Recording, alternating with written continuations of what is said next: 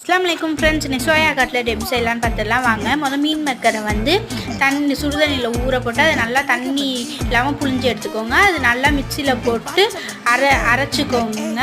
அதுக்கப்புறம் அது தனியாக எடுத்து வச்சுக்கோங்க. ப்ரெட்டு க்ரம்ஸு தெரியும்ல, அதை வந்து ரெடி பண்ணி வச்சுக்கோங்க. உருளைக்கிழங்கை வந்து தண்ணியில் வேக போட்டு மசிச்சு எடுத்து வச்சுக்கோங்க.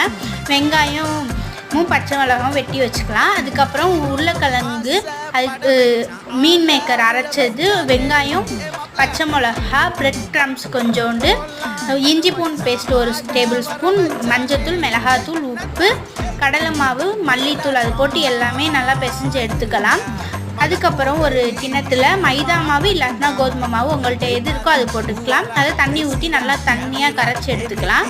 அதுக்கப்புறம் நம்ம செஞ்சு வச்சதை மாவுலையும் பிரெட் க்ரம்ஸ்லையும் ஊற்றி எண்ணெயில் போட்டு வறுத்து எடுத்துக்கலாம். சாஸ் எப்படி செய்கிறது இன்னொரு வீடியோவில் போட்டிருக்கேன், பார்த்துருங்க மறக்காமல்.